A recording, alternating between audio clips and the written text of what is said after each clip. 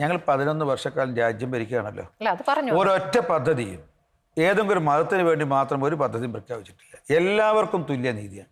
ആരോടും പ്രീണനം ഉണ്ടായിട്ടില്ല. സബ്കാ സാത്ത്, സബ്കാ വികാസ്, സബ്കാ വിശ്വാസ്.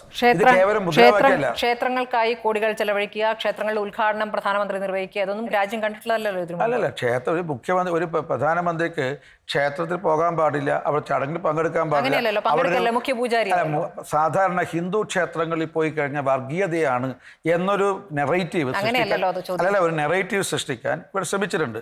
ഒരു ഹിന്ദു എന്ന് പറയുമ്പം വർഗീയമാണ്. അത് ന്യൂനപക്ഷങ്ങൾ അവരെ കുറ്റം പറഞ്ഞിട്ട് കാര്യമില്ല. മാർക്സിസ്റ്റ് പാർട്ടിയും കോൺഗ്രസും ന്യൂനപക്ഷ വോട്ട് തട്ടാൻ വേണ്ടിയിട്ട് ഒരു ഹിന്ദു വിരുദ്ധതയുടെ ഒരു അന്തരീക്ഷം, ഹിന്ദു വിരുദ്ധത ആരും പറഞ്ഞിട്ടില്ല. അല്ല, അങ്ങനെയുണ്ട്. അങ്ങനെയാണെങ്കിൽ എല്ലാ വോട്ടും കിട്ടണമെന്ന് പറയുമ്പോൾ മുസ്ലിം ന്യൂനപക്ഷത്തിന്റെ വോട്ട് കിട്ടണമോ?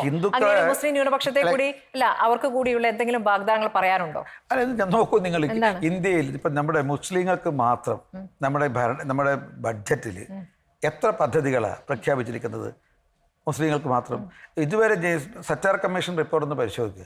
60 കൊല്ലം കോൺഗ്രസ് ഭരിച്ചപ്പോൾ മുസ്ലിങ്ങൾ, അതും ഉത്തരേന്ത്യയിലെ മുസ്ലിങ്ങൾ, ജീവിത നിലവാരം ഏറ്റവും താഴ്ന്നിരിക്കുന്നു എന്നുള്ളതാണ് സച്ചാർ കമ്മീഷൻ റിപ്പോർട്ട്. അല്ലേ?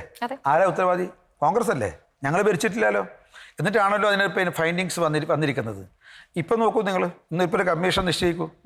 ഞങ്ങളിപ്പോൾ അന്ന് സച്ചാർ കമ്മീഷൻ റിപ്പോർട്ടിൽ പറഞ്ഞ പ്രകാരം ഏത് മുസൽമാനെയാണോ കോൺഗ്രസ് ഗവൺമെൻറ് 60 കൊല്ലം ഭരിച്ച രാജ്യം ഭരിച്ച കോൺഗ്രസ് ഗവൺമെൻറ് അവഗണിച്ചിരുന്നത്, അവർക്ക് ആത്മവിശ്വാസം നൽകാൻ, ആശ്വാസം നൽകാൻ, ജോലി നൽകാൻ, വിദ്യാഭ്യാസം നൽകാൻ പദ്ധതി ഞങ്ങൾ കൊണ്ടുവന്നു. പ്രധാനമന്ത്രി നടത്തിയ പ്രസംഗങ്ങൾ അടക്കമാണ് നമ്മൾ ശ്രദ്ധിച്ചിട്ടുള്ളത്. അവരെ കണ്ടാൽ അറിയാമെന്ന് പറയുന്ന, വേഷം കണ്ടാൽ അറിയാമെന്നൊക്കെ പറയുന്ന പ്രയോഗങ്ങളുണ്ടല്ലോ, അതൊക്കെ ന്യൂനപക്ഷത്തിന് ഒരു മുറിവായി അവിടെ നിൽക്കുന്നു. പ്രധാനമന്ത്രി ഹിന്ദു ദേവാലയങ്ങളിൽ പോയതും ഹിന്ദു ആരാധനാലയത്തിൽ പ്രാർത്ഥനയ്ക്ക് പോയതിന് ആരെന്ത് പറയുന്നു? അങ്ങനെ പൂജാരിയായി എന്നാണ് ഞാൻ പറയുന്നത്.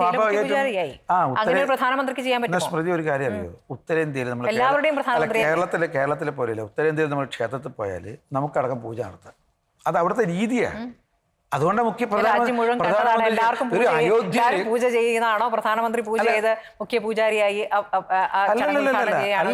ഇപ്പൊ നാളെ തന്നെ സ്മൃതി ഒന്ന് അയോധ്യ പോവുക, പിന്നെ മധുരയിൽ പോവുക, കാശി പോവുക.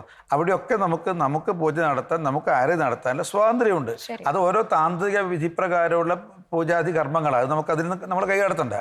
പക്ഷെ ആകെ ഇവിടെ വിഷയം എന്ന് പറഞ്ഞാൽ നരേന്ദ്രമോദി അമ്പലത്തിൽ പോയ പ്രശ്നമാണ്. ഇപ്പം നരേന്ദ്രമോദി കഴിഞ്ഞപ്പോൾ പിന്നെ നമ്മുടെ ഈ ക്രിസ്മസിന് അദ്ദേഹം ഡൽഹിയിലെ ചർച്ചിൽ പോയി. അവിടെ ആരാധനയിൽ പങ്കെടുത്തു, എല്ലാ ചടങ്ങിലും പങ്കെടുത്തു. നിങ്ങൾ അകറ്റി നിർത്താൻ ഒരു മാർക്സിസ്റ്റ് പാർട്ടിയും കോൺഗ്രസും അകറ്റി നിർത്താൻ വേണ്ടി ശ്രമിക്കുന്നു. ഛത്തീസ്ഗഡ് നിങ്ങൾ അത് ഇനിയും നിങ്ങൾ മറന്നിട്ടില്ല. അവർ മറന്നു. ക്രിസ്ത്യൻ സമൂഹത്തിന് ആ ഒരു വിഷയമില്ല. അവരൊക്കെ മറന്നു കഴിഞ്ഞിരിക്കുന്നു. അവർ ഇപ്പം പ്രധാനമന്ത്രിയെ സമീപിച്ച് പ്രധാനമായി ചർച്ച നടത്തുന്നു. പോപ്പിനെ ഭാരതത്തിലേക്ക് കൊണ്ടുവരാൻ വേണ്ടി ശ്രമിക്കുന്നു. ഇന്ത്യ ഗവൺമെൻറ് പോപ്പിനെ ക്ഷണിച്ചിട്ടുണ്ട്. പോപ്പ് ഇന്ത്യ സന്ദർശിക്കാൻ വേണ്ടി പോകുന്നു. അവർ ഇത്തരത്തെക്കുറിച്ചാണ് ചിന്തിക്കുന്നത്. നിങ്ങളിപ്പം പണ്ട് ഈ ഛത്തീസ്ഗഡിനെ കുറിച്ചാണ് ഇപ്പോൾ ചിന്തിക്കുന്നത്. കാരണം ഈ വിഭാഗീയത നമ്മൾ കേരളത്തിലെ മലയാളികളെ മനസ്സിലുണ്ടാക്കാൻ വേണ്ടിയിട്ട് മാർക്സിസ്റ്റ് പാർട്ടിയും കോൺഗ്രസും ബോധപൂർവ്വം ശ്രമിക്കുന്നുണ്ട്.